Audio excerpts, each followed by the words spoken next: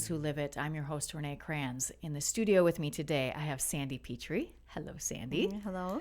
Sandy is a lovely, lovely lady who's been on the show before a couple of years ago talking about her apostolate under Mary's mantle. And I'll let her tell you a little bit about that sometime here before we let her go today. But she is the NFP coordinator for the diocese, which is a new role for her. For how long have you been doing that? Since last November. Last November. So Yes. not about 6 months-ish, 7 Right. months. So, which is we need someone in that role. So I'm really glad you're here. Thanks for coming in and telling. Sandy's going to tell us about NFP month because when this airs, it'll be July and it's NFP week, I should say, which I think is the second week of July. Is that right? It's usually the last week of July. Last week of July. Okay. Yes. All right. So yes, we'll just celebrate it the whole week or the whole month. Why not? It's a big deal. Okay. So Sandy, will you just start by telling us a little bit about yourself and then we'll dive into the NFP part. Okay.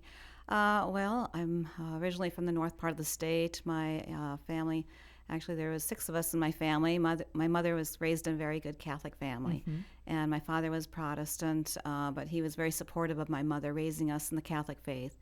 So that was really good. And eventually he became Catholic then when he was about 50 years old. So, wow, nice. So anyway, well, that was a great boost to our family, a great assistance, to all of us to help our family a lot. Yeah. Right. It really did. Yeah. So that was good. And then with my first lucrative job, I moved to Sioux Falls then. And I went through a great conversion shortly after I was living in Sioux Falls then. And at that point, I really dedicated my life then to Jesus and doing exactly, what he desired for me and to live a life for him. Yeah. So that's where my faith really played an important key role in my life then. Wow. Nice. I didn't realize I don't think you and I have ever talked about that. So you are married and have some kiddos, older kiddos. Yes, that's right. Yeah, we have 8 children. Okay. And and so. Bunch of grandchildren now too, yeah? Five grandchildren, expecting the 6th one in about 1 month. So. Oh, nice. And you have a child getting married soon? Yes, in a week and a half, actually. A week and a half we're recording in early June, so he'll be married. It's one of your sons, right? No, one of our daughters. One of your daughters, yes. okay. So she will be married by the time this is airing, and hopefully everything will go well. Right, exactly. Okay, so Sandy, how did you end up becoming the diocesan NFP coordinator? Well, I saw it on one of the Against the Current newsletters, the emails that go out, and there were job openings for the diocese, and the first one that was listed was NFP coordinator, and I thought, oh my goodness, that would be something I could probably definitely do. I read the job description for it, and everything just kind of fell into place. Well, I know about different methods. Yep. We taught NFP for 25 years. Oh my gosh! And the last 2 we did online classes, but we taught the classes in Mitchell and Sioux Falls at the hospitals, both places. So we taught over hundreds of couples that we taught through the years then. Yeah. So everything kind of fell into place that I kind of knew, I would be able to fulfill all those requirements for that particular job. Yeah. So anyway, so you were like, hey, I'm going to apply. Yeah, exactly. That's what I did. Very good. Well, we're really glad that you did that. Hey, the Against the Current newsletter is very handy right now. It brought us you for that role. Okay. So can you talk a little bit about, for those who don't know, because I'm sure there are people out there who don't, what is natural family planning and what is the church's teaching about it and artificial means of birth control? Okay. Well, first of all, natural family planning is, as it states, just a method of using natural methods of the body's signs to determine when your fertile time and non-fertile time is. And so there's a period of time there when ovulation can take place, and during that time then that's when pregnancy can occur. Right. So we teach the signs that are the natural signs, the body's own signs and symptoms to determine which are the fertile and the non-fertile times. And there's different ways of doing that. So in our diocese, we have 4 different methods or 4 different types that are taught in our diocese.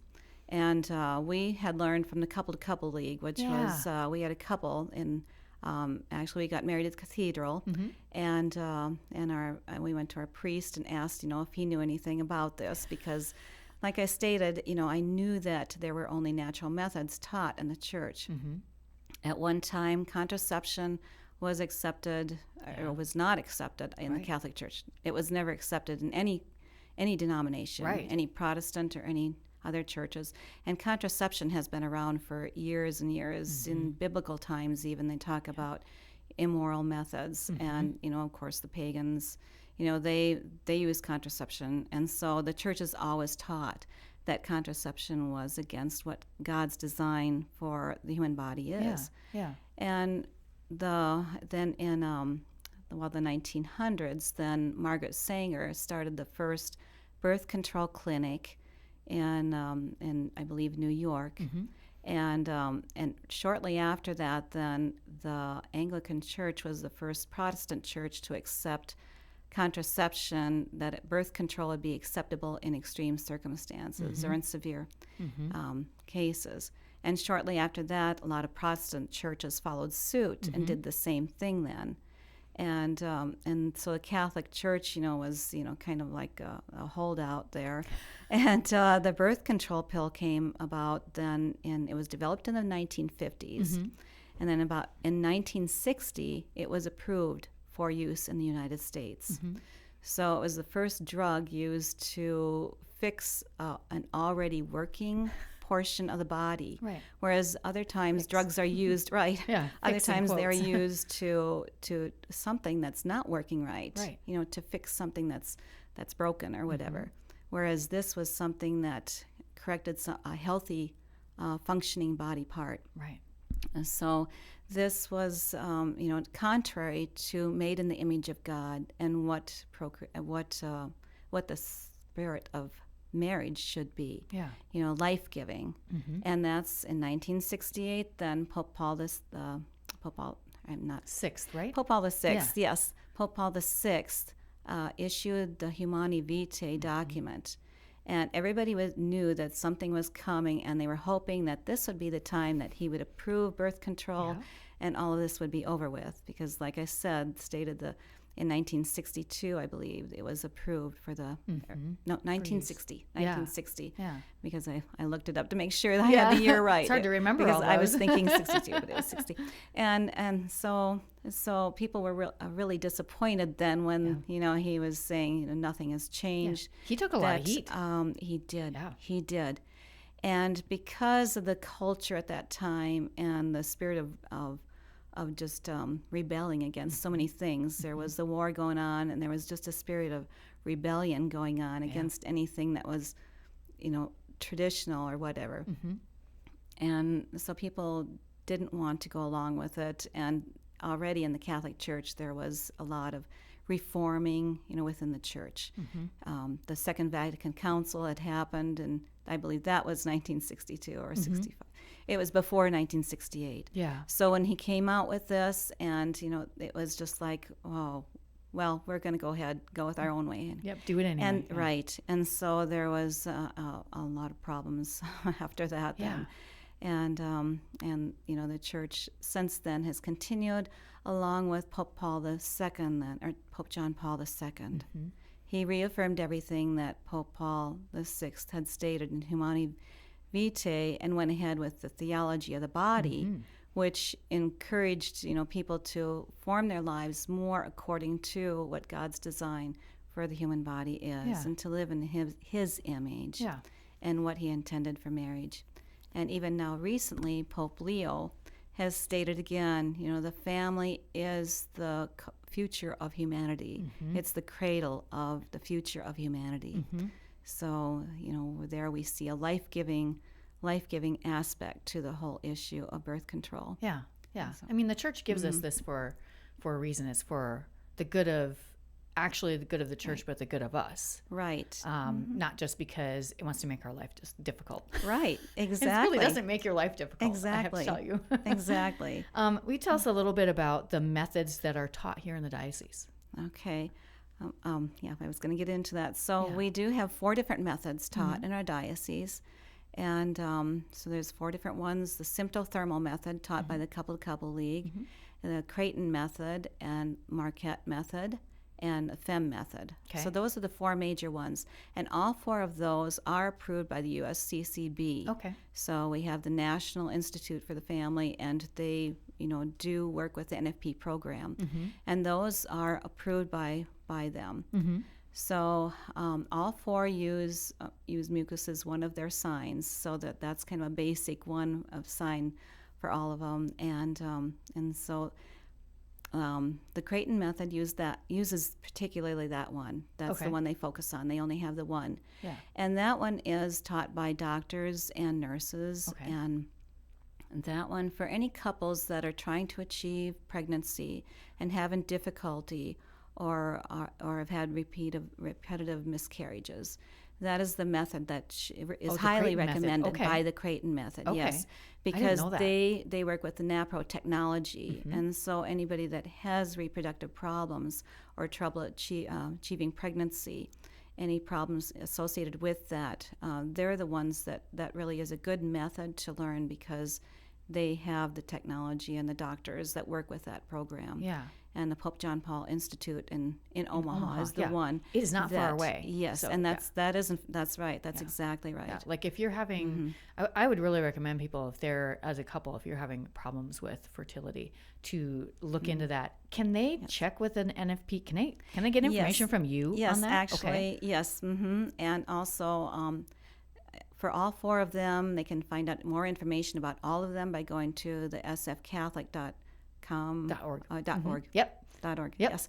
.org. And going to the discipleship and evangelization link, and in that link there are in that tab there's the marriage and family link. Yep. And then both those have the natural family planning instructors, and there's also a section for engaged couples. Yeah.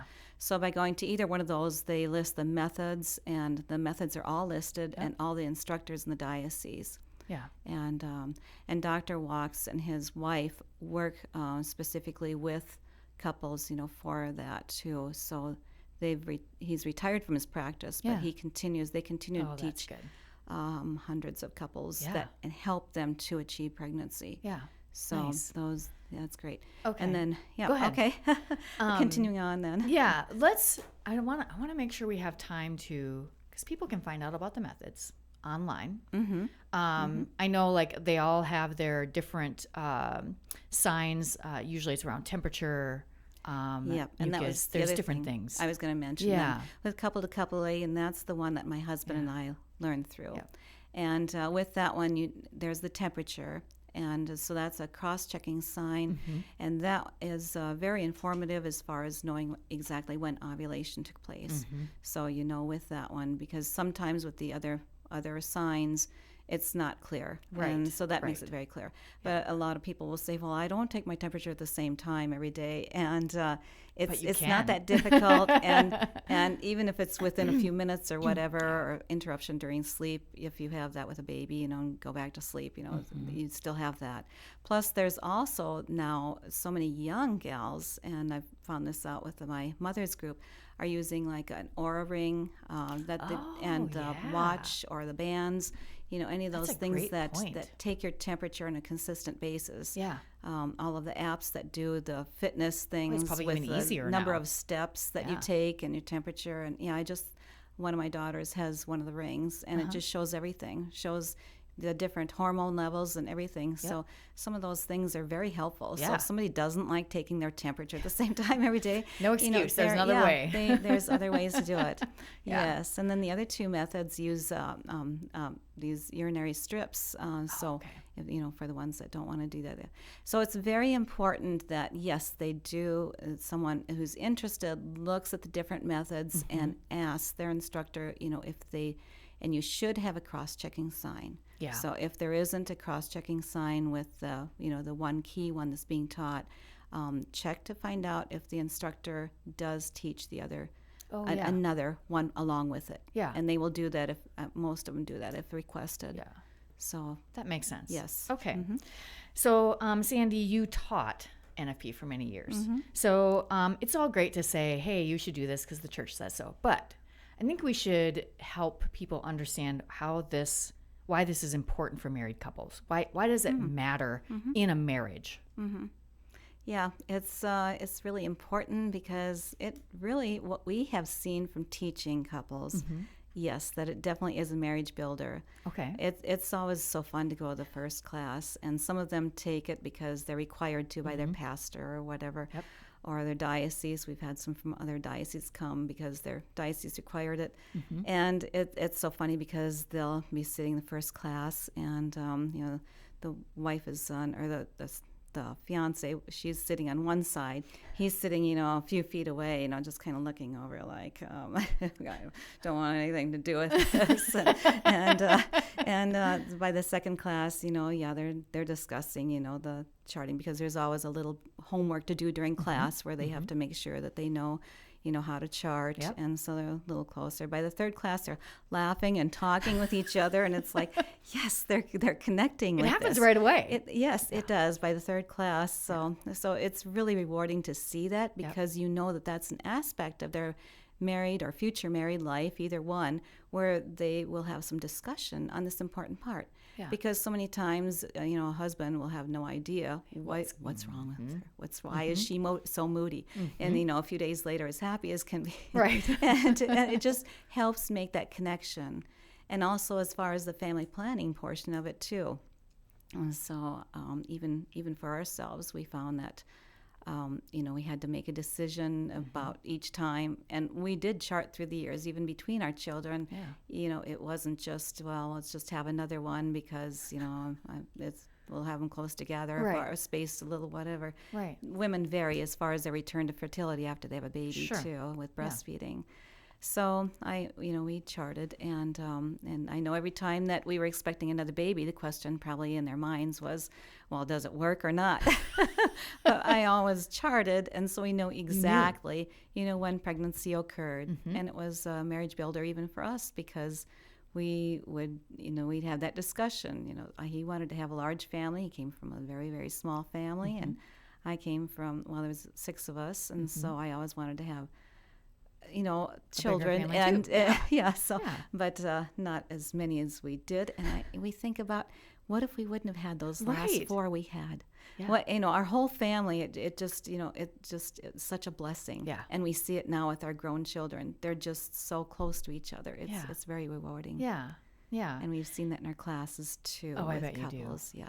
Do you have a couple of examples of particular Yes. couples? Okay. I know you told me you had a couple stories. So we have about 4 minutes. So I think you have enough time. Okay.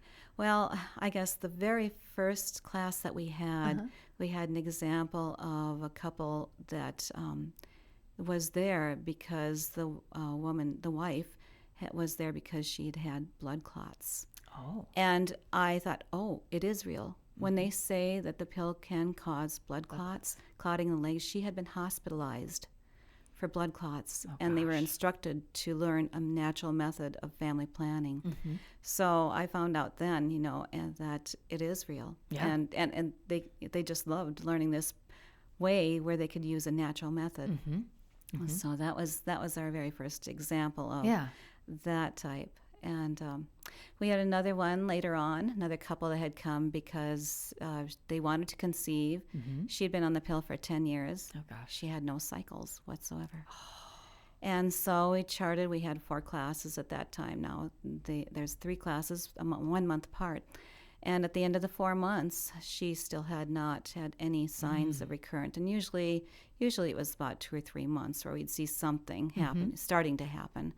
But there wasn't. And so I said, well, let's just keep in touch. And so 6 months later, still nothing. Oh, wow. So a year but and a half. But they were still doing the method They and were. charting. Okay. A year and a half later, they were at Mass at our church and stated that and showed us their baby. Oh my gosh. So it was very miraculous to see that, because I thought, I bet nothing will ever probably happen. Right. And so that was something. I mean, they were just glowing. Yeah. They were just glowing. Yeah, I bet so. Wonderful.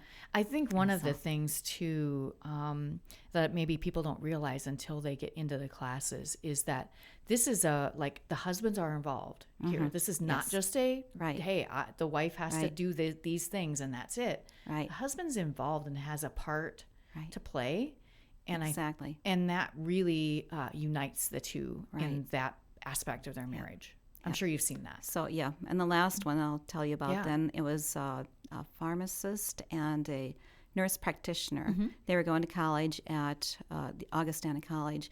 And, excuse me. Anyway, they took the class because they were required by another diocese to take the class. And at the very last class, they called us over to them. And because their charts were always just perfect. Well, they were, the field they were in, her charts were just perfect. And they both fully understood it. And they said, we just wanted to tell you something. We took this class because we were required to take it. We had no intention of ever using this in our marriage. Oh, wow. But we see that it works so well that we're going to use it the rest of our lives. Oh, that's awesome. So it was like, when you hear that from people who are in the medical field, because they might be kind of like, exactly. Oh, that's lovely. I bet that really felt good for you guys. Yeah, You're it's teaching really a this boost. stuff all the time. Exactly. It's like, is this worth it? Yeah. Okay, before we stop, I want to know, like, how has this impacted your faith life, being involved in NFP all these years? Just knowing that people are growing closer to the Lord in their faith life, and seeing that it's knowing that the Lord is still with his church. He's still with us, and he will not abandon us, and that this is a way to draw closer to him. Yeah. And just living a married life, and setting an example in that way. Yeah. So, and I've seen that in other marriages too, where they use it. There's a happiness, an internal happiness, plus the knowledge too that you're, taking care of your body. Yes. Taking care of your body. Yeah. I like how you said that. I mean, God's with us in every part of our lives, and especially with married couples with procreation. I mean, that's the whole point, right? Exactly. Exactly. Sandy, we are out of time, but thank you so much for coming in and talking to us about this. If people want to know more, they can go to sfcatholic.org. As Sandy said, go to the Discipleship and Evangelization tab, Marriage and Family Life, and you'll find the NFP information there. Exactly. Can they reach out to you at all? Or is your information just there? Or Sure. they can email you or whatever? Yes. Let's see. Yep. They can email. They can reach you through there. Yep. Okay. The diocesan office. I don't believe there's contact there, but if they just want to call or contact the sfcatholic.org, SF Catholic. I think it's SF Catholic / discipleship. I think if they reach out to that one, they can always get information too. So great. Thank you so much for being here. I really appreciate it. You're welcome. Yeah. All right. Again, if you want to go find out more about NFP in the Diocese of Sioux Falls, you can go to sfcatholic.org and look under the Discipleship and Evangelization tab.